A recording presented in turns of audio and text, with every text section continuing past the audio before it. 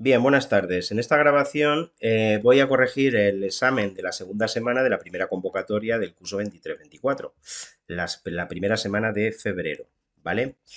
Muchos de vosotros habéis opinado que es más fácil que el de enero, el de la tercera semana de enero. Bueno, no lo sé. Los dos yo creo que son bastante parecidos, las situaciones son sencillas, aunque sí que posiblemente, si tuviese que decantarme por alguno, en cuanto a la facilidad, posiblemente este sí que tenga algún grado menor de complejidad, pero bueno, yo creo que hay poca diferencia, sinceramente, o al menos yo así lo veo entre los dos exámenes.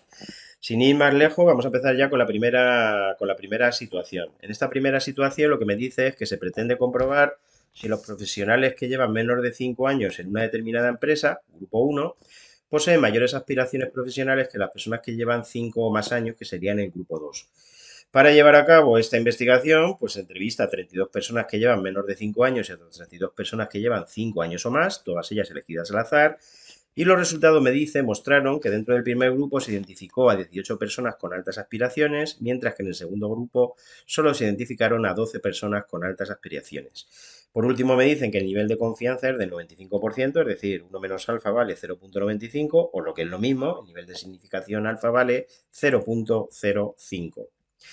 Como decía, yo creo que es bastante sencilla. Los investigadores, ¿qué es lo que pretenden comprobar? Pues bueno, pues los investigadores que serían pues, los gerentes de esta empresa, los responsables de personal, pues lo que pretenden determinar es en relación con las aspiraciones profesionales, si dentro de esa empresa existen diferencias significativas entre los dos grupos, que son el grupo uno, los trabajadores que tienen una menor cantidad de tiempo en la empresa, menos de 5 años, frente a los del grupo 2, que son los que llevan 5 años o más. Me dicen que para llevar a cabo este estudio se cogen dos muestras independientes, una en cada grupo, y que los resultados obtenidos son los siguientes. Dentro del primer grupo, el tamaño muestral elegido es de 32 individuos, de los cuales 18 mostraron tener altas aspiraciones, el porcentaje correspondiente sería 0,5625, y en el grupo 2 también la muestra fue de 32 individuos, de los cuales solo 12 tenían altas aspiraciones, siendo la proporción correspondiente a este grupo de 0,375. Fijaros que al menos de manera sensible, lo que veo a través de los sentidos, en este caso a través de la vista, pues es que sí que parece que los del grupo uno tienen una mayor proporción de gente con altas aspiraciones. Veremos si esto que veo es significativo desde un punto de vista estadístico. Bueno, el contraste que yo tendría que llevar a cabo en este caso, lo que tendría yo que evaluar es de lo que yo parto, hipótesis alternativa, que la proporción, no en la muestra, sino en toda la empresa, en toda la población, la proporción de personas del primer grupo que tienen altas aspiraciones, letra griega porque ya afectaría a toda la población, pi sub 1, es mayor que pi sub 2.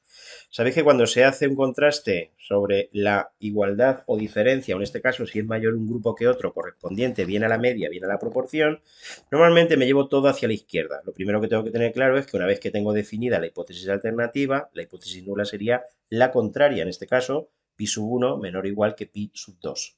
Para llevarme todo a la izquierda, lo único que hago es, como muchas veces os cuento, es en las dos partes restar lo que tengo a la derecha para que me quede cero. Es decir, en las dos partes de la inecuación resto pi sub 2. A la izquierda me quedaría pi sub 1 menos pi sub 2, a la derecha 0. Pi sub 2 menos pi sub 2, 0. Y análogamente aquí abajo, es decir, que desembocaría en este contraste, en este con todo desplazado, en este sin desplazar. Normalmente me suelen preguntar con todo hacia la izquierda, pero a veces me preguntan también aquí.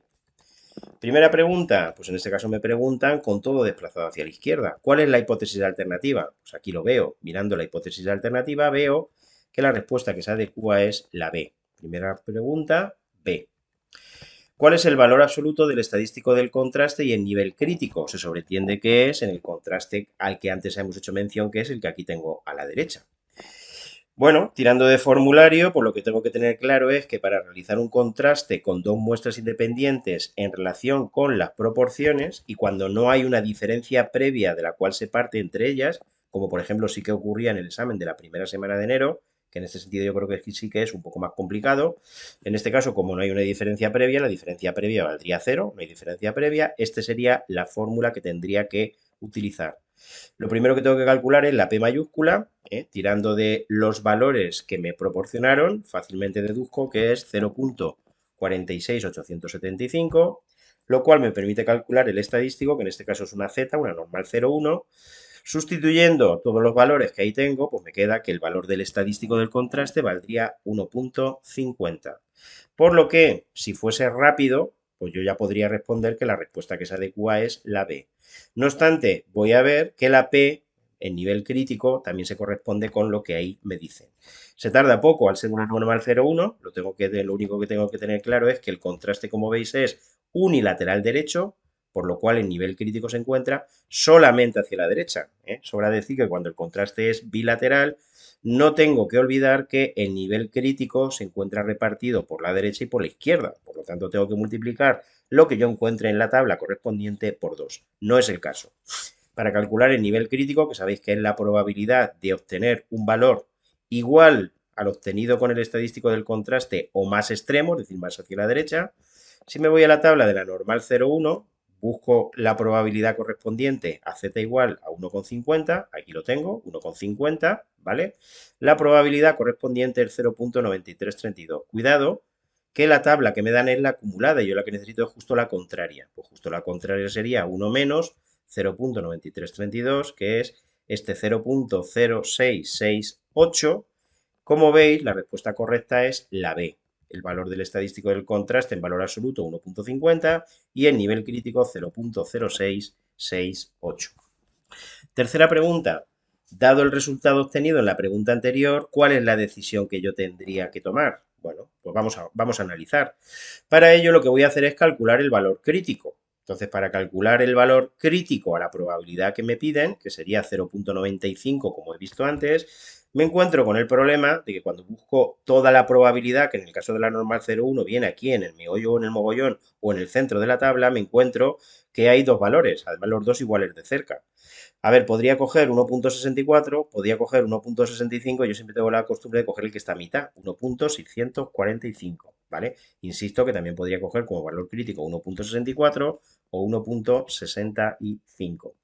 ¿Qué es lo que tengo yo que hacer ahora? Pues lo que tengo yo que hacer ahora es decidir, comparando el valor crítico, que es 1,645, y el estadístico del contraste, que es 1,50, y ver si el estadístico del contraste cae dentro de la zona gorda, de la zona de aceptación de la hipótesis nula, o fuera, en la zona de rechazo. En este caso, fijaros que cae dentro, por lo que el test no es significativo. Otra manera es comparar la P, el nivel crítico, con la alfa, el nivel de significación. En la pregunta anterior obtuve que P vale 0,0668 y el alfa, fijaros, alfa, lo contrario del 1 menos alfa que veo aquí, el nivel de significación 0,05. Pregunta, ¿es P más pequeño que alfa? Respuesta, no, no lo es. Por lo tanto, bien viendo que P no es menor que alfa o viendo que el valor crítico es más pequeño, perdón, el estadístico del contraste es más pequeño que el valor crítico, el test no es significativo, por lo cual la respuesta es que no puedo rechazar la hipótesis nula. Dicho con otras palabras, aun en contra de lo que los sentidos nos decían, no existen diferencias significativas en favor del primer grupo en relación con el segundo. La respuesta correcta sería la B. Mantenemos la hipótesis nula porque en este caso el estadístico del contraste es menor que el valor crítico. Bien, ahora lo que hacen es pegarnos un bandazo dentro del problema, es decir, que vamos a cambiar dentro de la misma situación, pero cambiamos de escenario. Me dicen ahora, las personas entrevistadas en la empresa X, es decir, estas 64 personas, ¿vale? En relación con lo que acabo de ver, no existen diferencias significativas en cuanto a las altas aspiraciones que presentan dentro de los dos grupos, no existe. También realizaron, me dicen, un test de autoestima, en el que a mayor puntuación, mayor autoestima, y obteniéndose los siguientes resultados. Me ponen aquí. Dentro de las personas con altas aspiraciones, la media en relación con el test de autoestima era 30, la cuasivarianza 255. Dentro de las personas con bajas aspiraciones, la media en relación con la autoestima era de 18 y la cuasivarianza exactamente la misma, 255. Fijaros que en este caso ocurre lo mismo, al menos aparentemente sí que parece que las personas con altas aspiraciones tienen una autoestima mayor que aquellas que presentan bajas aspiraciones, lo cual previsiblemente no parece que sea muy descabellado. Bien, importante, lo pongo aquí en rojo, ¿no? ¿Tengo el tamaño muestral? Sí, sí lo tengo. De las 64 personas que analizamos, y por eso no he borrado la parte correspondiente a la parte anterior del problema, con altas aspiraciones había 18 más 12, 30. ¿Cuántas entonces no tenían altas aspiraciones? Pues evidentemente el resto de las 64 personas, estas 34. Esto es lo que hay que darse cuenta, me parece la parte más peligrosa de esta parte, valga la redundancia, de la situación 1. Darse cuenta de que esto es fácilmente deducible. Uno diría, oye, es que no me dicen de las 64 cuántas tenían altas aspiraciones. Sí, te lo dijeron antes, ¿vale? 18 de un grupo y 12 del otro, 30 en total. Por consiguiente, las que no tenían altas aspiraciones son las restantes. Esto no es más que los datos que me dieron y automáticamente, pues lo que yo tengo que tener claro es que en esta segunda parte del problema cambiamos de escenario. ¿En qué nos centramos ahora? Pues en determinar si existen diferencias significativas en relación con el nivel de autoestima. ¿Entre quiénes? Pues entre las personas con altas aspiraciones, que serían ahora el grupo 1, no le voy a llamar grupo 1 por no confundirlo con lo de antes, y las personas con bajas aspiraciones, que sería el grupo 2, dentro de los empleados de la misma empresa. El contraste que yo tendría que llevar a cabo en este caso es para comparar las medias. Sabéis que siempre cuando tengo que hacer un contraste sobre la igualdad de dos parámetros poblacionales, siempre el distinto lo lleva a la hipótesis alternativa, porque nunca la hipótesis alternativa puede llevar un igual. Siempre la hipótesis alternativa tiene que apuntar hacia la derecha, hacia la izquierda o hacia ninguna parte. Contraste bilateral, ¿vale? Pongo aquí en rojo que cuando tengo que llevar a cabo un contraste para la igualdad de medias, tengo que evaluar también si las varianzas son iguales o distintas. Por eso lo he puesto en rojo. La pregunta 4 pues va en la línea de esto último que acabamos de decir. Para comprobar si las medias poblacionales en autoestima son iguales dentro de los dos grupos, es decir, personas con altas y bajas aspiraciones, ¿cuál es el contraste que tenemos que realizar? Pues evidentemente tengo que llevar a cabo, como acabamos de decir, un contraste para ver si existen o no diferencias significativas entre la varianza. ¿Qué conclusión sacaría? Pues hombre, si me voy para ver cómo realizar a cabo, o cómo calcular, perdón, el estadístico del contraste, vería que para calcular la F tengo que dividir la cuasivarianza del primer grupo, 255, entre la cuasivarianza del segundo grupo, también 255. Por lo tanto, el valor obtenido de la F valdría 1 y los grados de libertad serían del primer grupo n-1, 29, y del segundo n-1, 33. N2 menos 1, ¿vale? N1 vale 30, N2 vale 34. Esta sería la F. Bien, ¿qué es lo que tengo que hacer? Pues no perder de vista que en este caso el contraste es bilateral, por lo tanto, trabajando con el nivel de confianza del 95%, tendría la zona gorda con una probabilidad de 0,95, tendría aquí los dos valores críticos y tendría que ver dónde cae el estadístico del contraste. Bueno, yo lo que he hecho es ver que el estadístico del contraste, me voy a la más cercana, que es la F3030, me voy al siguiente valor por exceso, que podéis comprobar que es el 1.606, porque el 1 no viene, pero sí viene el 1.606. La probabilidad que le correspondería a ese valor en una F3030, la que queda por encima, no la que se acumula, es 0.10. Por consiguiente, P sub 1, no olvidéis que en este caso, al ser un contraste bilateral, el nivel crítico está repartido por las dos partes. P sub 1, como veis, la raya azul es mayor que la roja, es decir, es mayor que 0.10. Si P sub 1 es mayor que 0.10, P, que es el doble de P sub 1, pues será mayor que el doble de 0.10, es decir, será mayor que 0.20. Conclusión, pues la conclusión evidentemente es que el test no es significativo, por consiguiente me tengo que quedar con la hipótesis nula, es decir, no existe una diferencia significativa entre las varianzas de las personas con altas y con bajas aspiraciones. Por consiguiente, la conclusión es la A. Tengo que suponer que las varianzas son iguales, dado que la F vale 1 y la P vale mayor que 0.20. Por lo tanto, P no es menor que alfa. Respuesta correcta, la A. Pregunta 5. Para comprobar si las medias poblacionales en autoestima son iguales para las personas con altas y bajas aspiraciones, ¿cuál sería la hipótesis alternativa? Pues aquí lo tengo en azul en este caso, ¿no? La hipótesis alternativa, no olvidéis que nunca puede llevar un igual, por lo tanto la primera es imposible que sea. La segunda, pues fijaros que me aparece la hipótesis nula, por consiguiente es evidentemente la C. La media dentro de las personas o dentro del grupo de altas aspiraciones es distinta de la media dentro del grupo de personas con bajas aspiraciones. La hipótesis alternativa. Respuesta correcta, la C. Sexta pregunta. Pues la sexta pregunta tiene un error en el enunciado de la pregunta, porque me dicen que para comprobar si las medias poblacionales en autoestima son iguales para las personas con altas y bajas aspiraciones, es decir, para resolver o para proceder a evaluar este contraste, el valor absoluto del estadístico del contraste y valor crítico, aquí debería poner y el nivel crítico, ¿vale? Es un error en el redactado de la pregunta, porque lo que aparece, como veis aquí después, la P, el P valor es el nivel crítico, no el valor crítico, ¿vale? Bueno, yo he calculado la T, si calculáis la T siguiendo vuestro formulario, suponiendo, tal y como he visto en la pregunta anterior, que las varianzas en los dos grupos son iguales, lo que es la conclusión que hemos obtenido antes, el valor del estadístico del contraste vale 3 y los grados de libertad serían 62.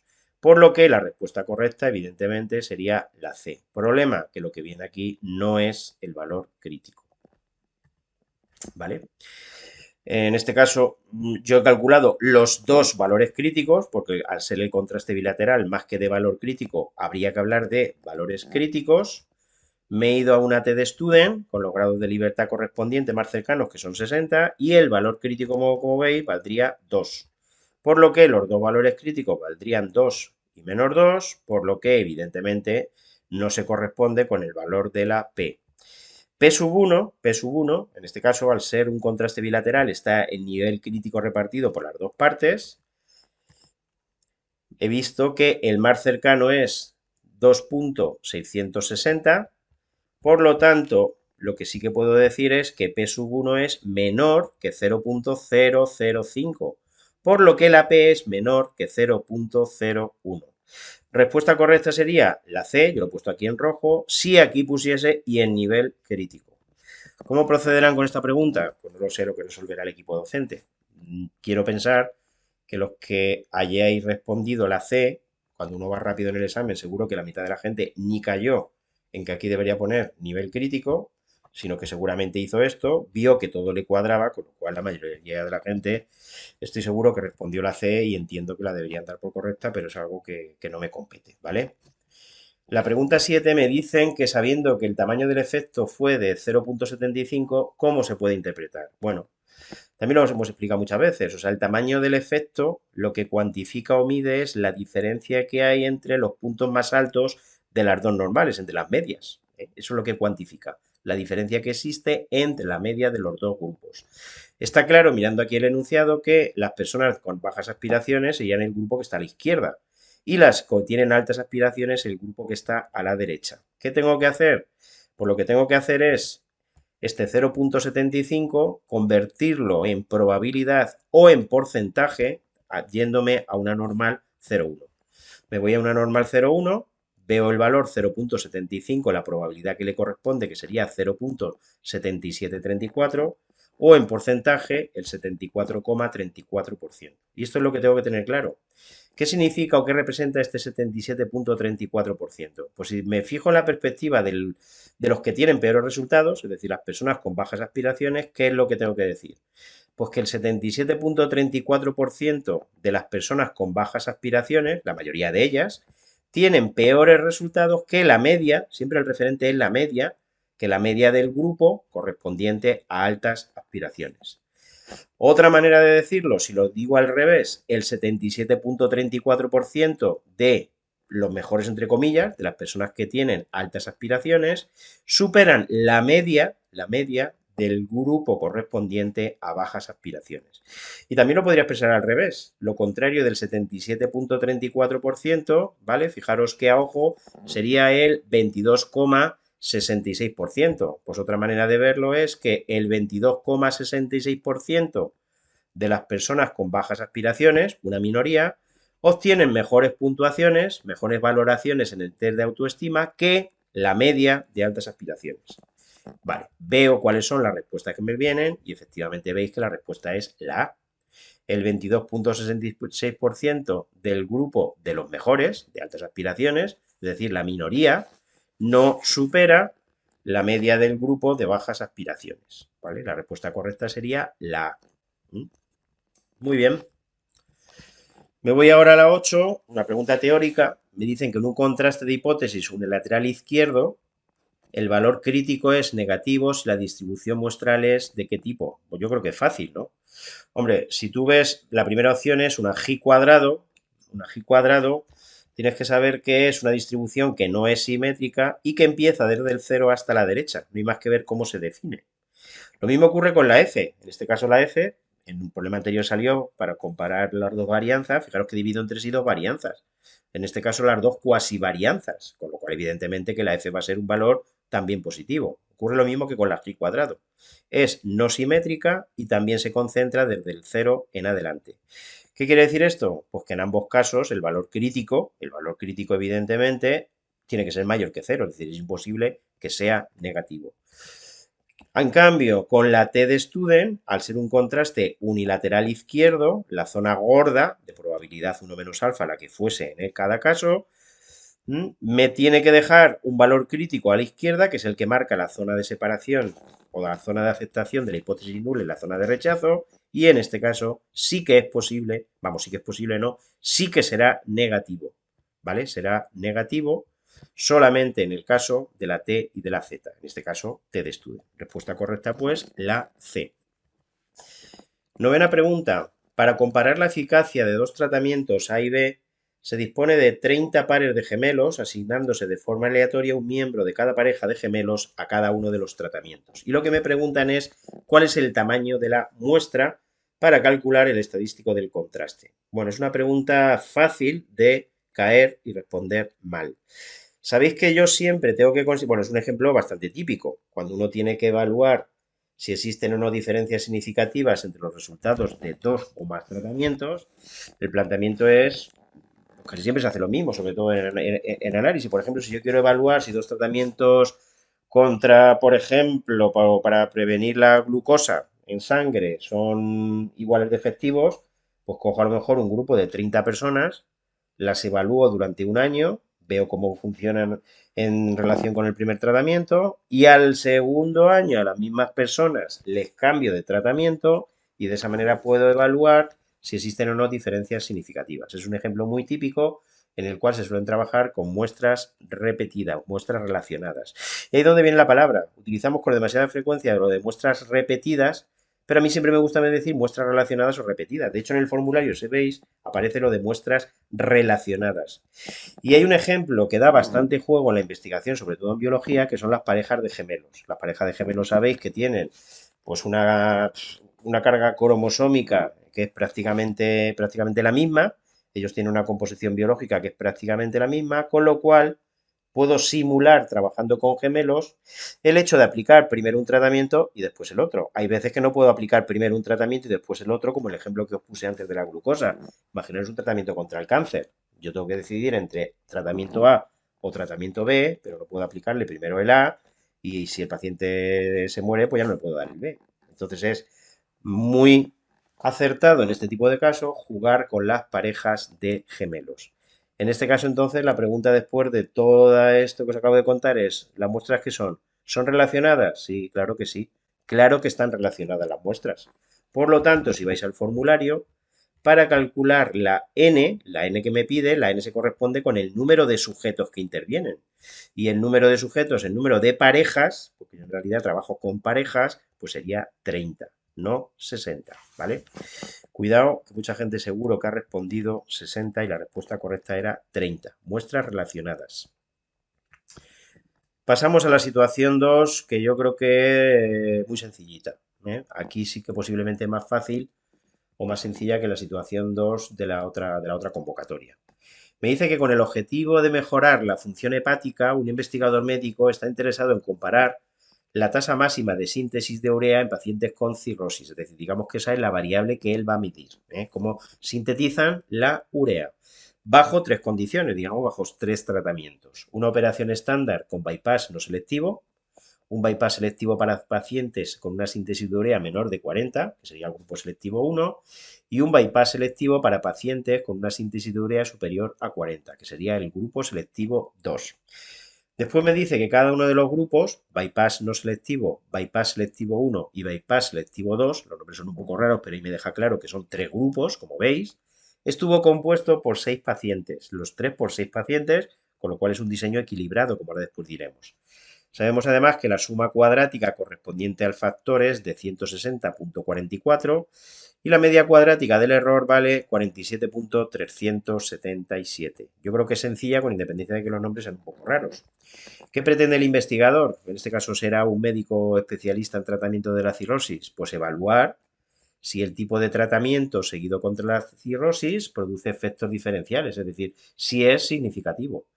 Es un diseño en el cual hay un único factor que es el tipo de tratamiento y tiene 3 niveles. Digamos que el tratamiento puede ser de 3 tipos: bypass no selectivo, bypass selectivo 1 y bypass selectivo 2.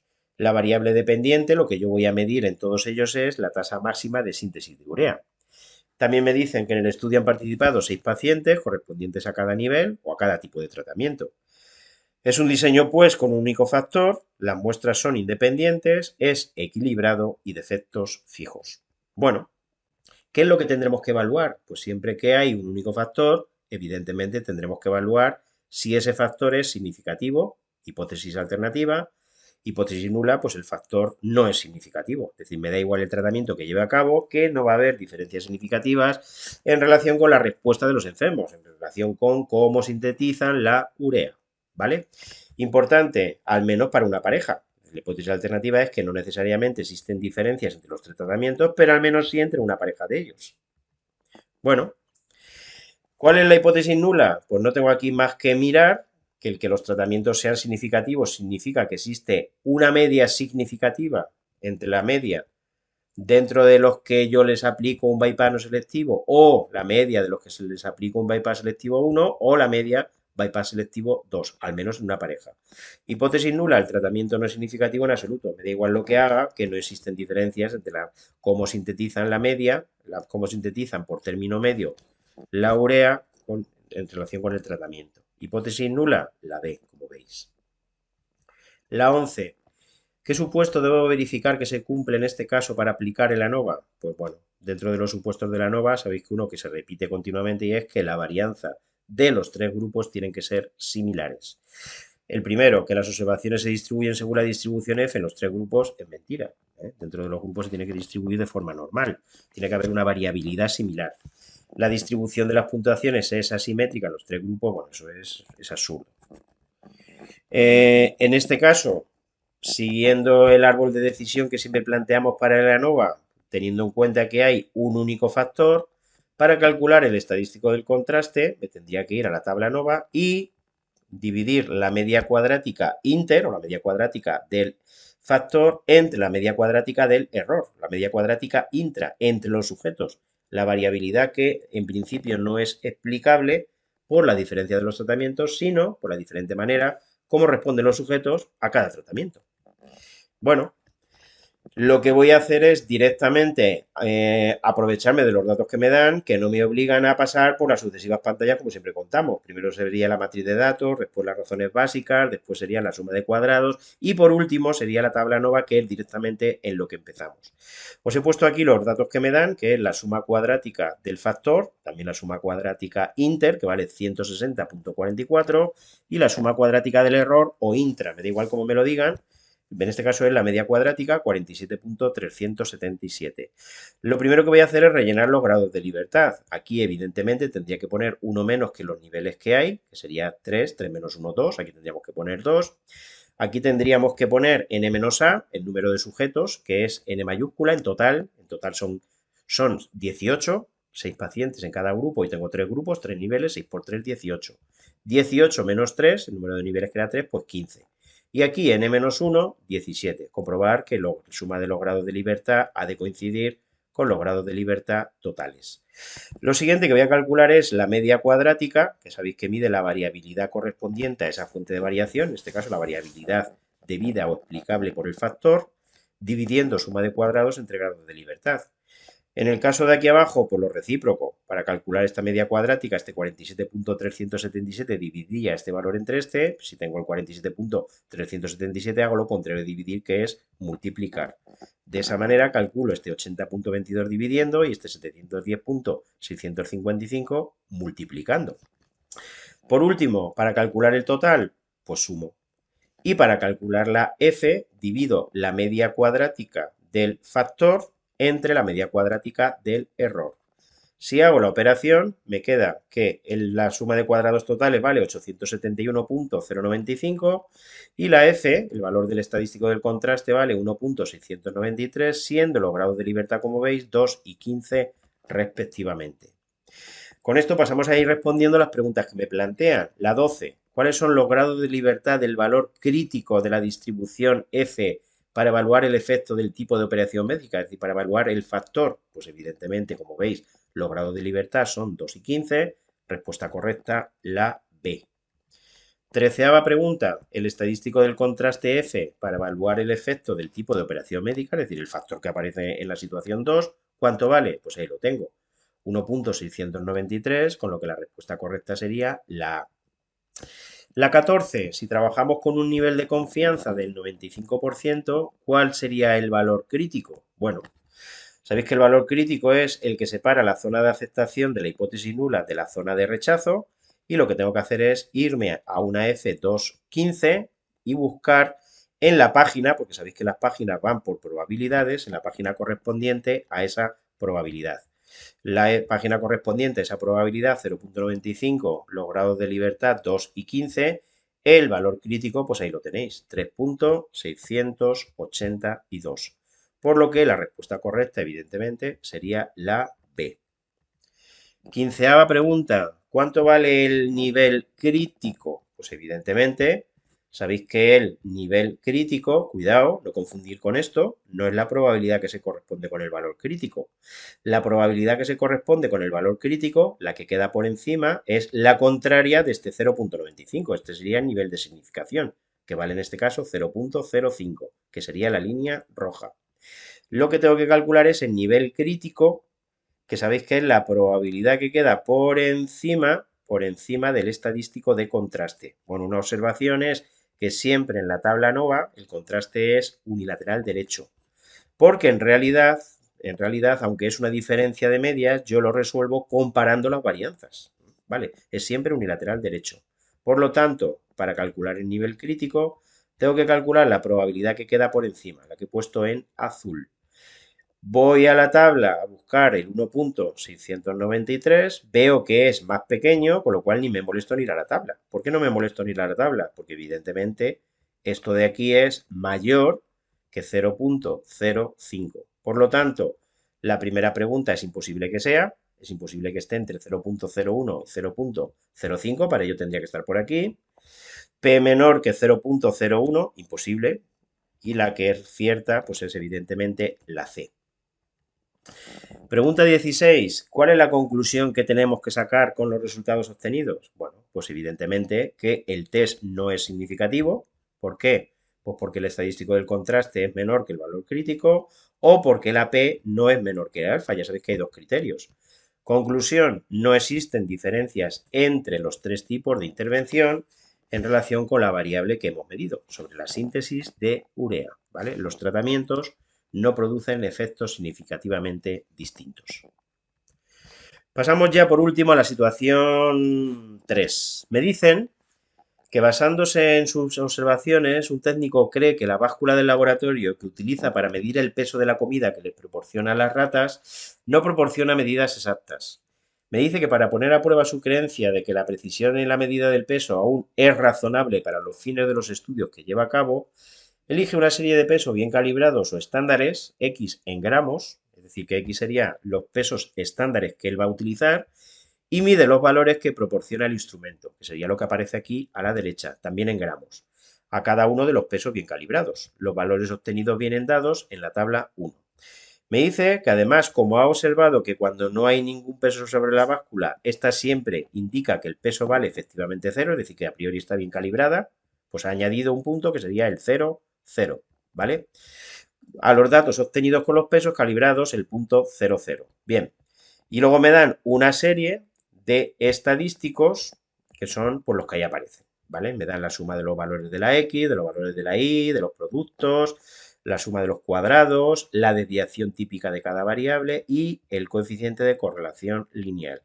Fijaros que el coeficiente de correlación lineal es bastante alto, está bastante próximo a 1, lo cual indica que los datos están bastante alineados, con lo cual, a priori, la diferencia que hay entre los datos reales y los datos estimados no es grande, con lo cual digamos que la báscula no funciona de una manera demencial, de tirarla a la basura directamente. Bien, ¿qué es lo que pretende el técnico determinar? Pues si el grado de correlación existente entre las dos variables le permite asegurar que los datos del peso que da la báscula, Y, suponen una estimación razonable, he puesto razonable, que es la palabra que aquí utiliza, entre comillas, del peso real X. Siempre que uno utiliza un instrumento de medida hay un error que se está cometiendo, ¿no? La pregunta es, lo que él quiere resolver es si ese error es asumible, ojo, en relación a lo que él está midiendo, que es el alimento que le da la rata. Si fuese una precisión de, no sé, la cantidad de medicamento contra un tipo de cáncer que hay que poner, pues igual evidentemente ahí la precisión tendría que ser más exigente. Bueno, lo primero que he hecho aquí es, teniendo en cuenta los datos que yo voy a utilizar, por de las dos variables, de la variable X y de la variable Y, calcular la media y la desviación típica. La desviación típica me la dan. Y la media, pues es la suma de todos los valores dividido entre n.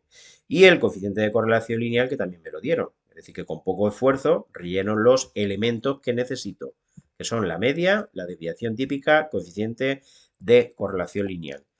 Si me voy a mi formulario, pues para determinar la ecuación de la recta de regresión, ¿vale?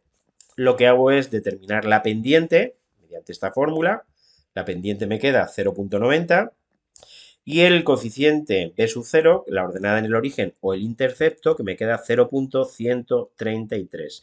Hombre, a priori, fijaros que la pendiente lo que representa es lo que aumenta la Y por cada unidad que aumenta la X. Hombre, si la báscula funcionase exactamente y precisamente, por cada unidad que aumenta la X, la Y tendría que aumentar también una unidad. Si yo por cada kilo de más o por cada gramo de más que pongo en la báscula, la Y tendría que aumentar en esa misma cantidad. Y la ordenada en el origen tendría que valer 0. ¿Por qué tendría que valer 0? Porque cuando yo no coloco nada, cuando la X vale 0, si yo aquí, si donde pone X pongo 0, pues la Y tendría que ser también 0. ¿Vale? Fijaros que sale aparentemente cerca de 0.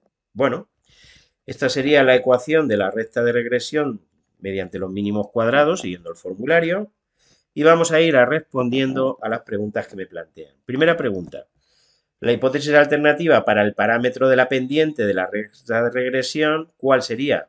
Bueno, pues evidentemente para ver si es significativa la pendiente, es imposible que sea la 1, ¿no? La pendiente negativa significaría que a medida que aumenta la X, que a medida que yo voy poniendo un peso mayor, la báscula me da un peso más pequeño. Esto ni de risa, evidentemente, ¿no? Que la varianza es igual a 1, esto es un absurdo, ¿no? Y esta es la hipótesis que yo tengo que evaluar para ver si la pendiente es significativa. Lo que tengo que evaluar es si es distinta de 0. Este sería el contraste que tendría que llevar a cabo, por lo que la respuesta correcta sería la C. Pregunta 18. ¿Cuánto la distribución muestral de beta sub 1, es decir, de la pendiente en la población, es decir, no en los 6 puntos con los cuales yo estoy jugando, qué tipo de distribución sigue? Pues bueno, si yo veo que la distribución muestral de la pendiente, pues es una T de Student, ¿no? Con lo cual es una T de Student con n-2 grados de libertad. ¿Sería entonces una distribución gaussiana Z con 6 grados de libertad? Pues evidentemente que no. ¿Sería una distribución G cuadrado? No, que es una T. Por lo tanto, sería una distribución T de Student con n-2, es decir, en este caso con 4 grados de libertad. La media valdría 0. ¿Por qué la media valdría 0? Pues porque la media de la T de Student vale 0, igual que la de una normal, ¿no? Aquí también lo veo, este 0 que aparece aquí. Y en cuanto a la sigma beta, es decir, la desviación típica de el estadístico de la pendiente, pues aquí tengo la fórmula en los denominadores. Yo he hecho las operaciones y efectivamente queda 0,0691. Por lo que, evidentemente, la respuesta correcta es la C. En este caso, como veis, la distribución que tengo que utilizar es una T de Student con 4 grados de libertad. Pregunta 19. Para un alfa, para un nivel de significación de 0,05, respectivamente, el estadístico del contraste para la pendiente de la ecuación de regresión y su nivel crítico P, ¿cuánto valen? Bueno, pues vamos a calcularlo. Si me voy tirando de formulario para calcular el valor del estadístico, como antes ya vi, esta sería la fórmula, sustituyendo queda 13,017. Y los grados de libertad, n-2, pues serían 4. ¿Cuál sería entonces la respuesta correcta? Pues hombre, la A. Si fuese muy rápido, ni me molesto en calcular la P, ¿no? No obstante, pues lo he calculado, ¿no? Fijaros que el contraste es, no lo olvidemos, bilateral, como antes vi. Por lo tanto, aunque sea pesado, igual que tengo dos valores críticos, para calcular el nivel crítico tendría que ver desde el valor correspondiente al 13.017, que vale el estadístico del contraste, la T, en adelante tendría que contar esta probabilidad P sub 1 y multiplicarla por 2, con una T de Student y 4 grados de libertad. Bueno, me he ido a la T de Student con 4 grados de libertad y fijaros que el valor más grande, que se corresponde con una probabilidad de 0.995, es 4.604. ¿Qué puedo yo decir entonces? Pues que si evidentemente el valor último que aparece es el 4.604, este 13.017 pues será una probabilidad P sub 1 menor que 0.005. Por lo tanto, la P, que sería el doble, pues es menor que 0.01. Si esto lo multiplicáis por 2, veréis que os queda P menor que 0.01. Y por eso lo he puesto aquí en rojo. Lo he puesto aquí en rojo porque, hombre, evidentemente la respuesta correcta es la A, pero al menos tirando del formulario del cual yo dispongo en el examen, no puedo llegar a esta conclusión. P es menor que 5 milésimas. Bueno, pues yo la conclusión que obtengo es que es menor de 10 milésimas. Hombre, la intuición me dice que la distancia que hay de aquí a aquí es tan grande que seguramente esto no es que sea menor que 5 milésimas. Es que va a ser más pequeño seguro que 25 o 10 milésimas, lo cual me va a permitir asegurar, la intuición me dice que la A es la correcta. Vamos, yo evidentemente me digo que es correcta, pero siendo minucioso, no puedo asegurar esta parte a partir de los datos e instrumentos de los que dispongo en el examen. Pregunta 20. Sabiendo que la suma cuadrática de la regresión vale 3.5437 y que la suma cuadrática de los errores o la suma cuadrática de los residuos o la suma cuadrática residual, tres formas de decir lo mismo, vale 0.0833, ¿cuál sería el estadístico para poner a prueba la bondad del ajuste de la recta de regresión? Bueno, tengo que tener claro que para evaluar la bondad del ajuste, estos son los dos contrastes que suelo utilizar, bien evaluar el coeficiente de correlación ρ o bien a través de la f, que no deja de estar relacionado, ya sabéis que el uno es el cuadrado del otro, aunque incluso a partir de la pendiente también se puede llevar a cabo dicha evaluación.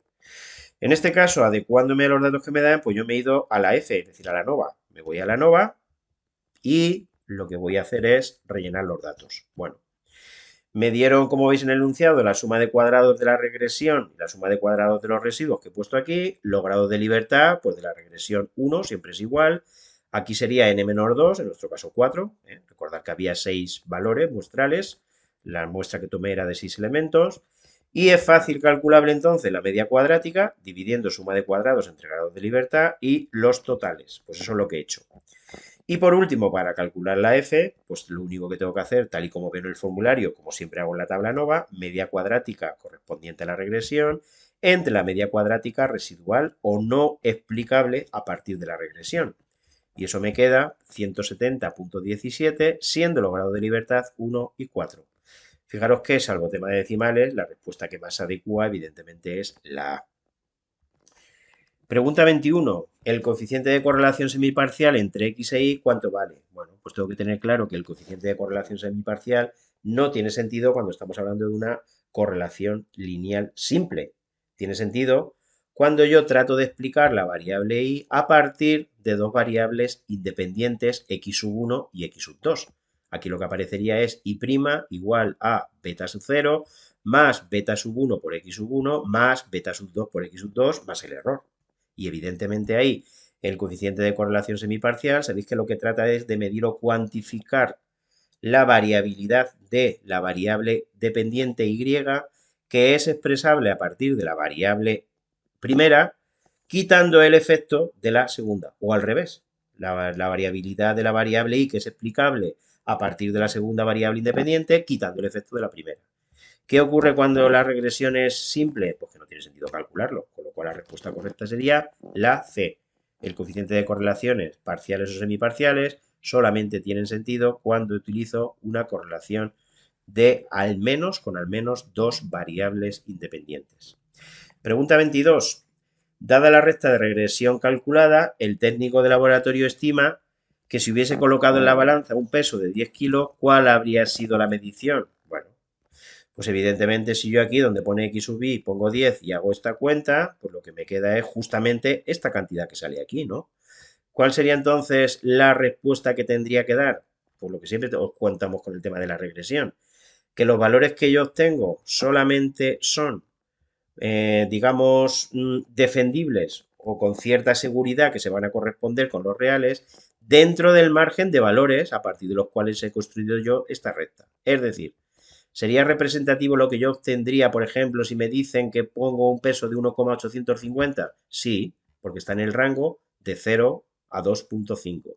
Pero si yo pongo 10 kilos, no tiene por qué corresponderse con los valores obtenidos mediante esta recta. Eso técnicamente se llama que no se puede extrapolar. No me puedo salir del rango a partir del cual se construyó la ecuación o recta de regresión. Por lo que la respuesta correcta es la B. Vale. Vamos a pasar a la siguiente pregunta, que es la 23. Me dicen, bueno, es curiosa esta pregunta, ¿no? Me dicen que en esta situación, dado que la predicción esperada y prima para cada valor de los pesos colocados en la báscula X e Y, XY coincide con XY en el caso ideal, aquel en el que la báscula funciona correctamente con total exactitud, un contraste de hipótesis más apropiado, ¿cuál habría sido? Bueno, cuesta un poco de entender, pero yo creo que enseguida uno lo entiende, ¿no? A ver, si la báscula funcionase de manera exacta, cuando yo pongo aquí 0,5, la báscula me va a marcar 0,5. Si aquí coloco 2,0, la báscula me va a marcar 2,0. Si aquí pongo 2,5, la báscula me va a marcar aquí 2,5. Es decir, que si la báscula funcionase de manera exacta en la población, no en la muestra, en la población la recta sería y igual a x. ¿Por qué sería y igual a x? Pues la pendiente valdría 1, porque por cada unidad que aumenta la x, por cada kilo de más que pongo en la báscula en lo que yo vea lo que pesa, me tiene que poner una unidad más, es decir, que la pendiente tiene que valer 1. ¿Por qué la ordenada en el origen vale 0? Porque evidentemente cuando la x vale 0, la y vale 0.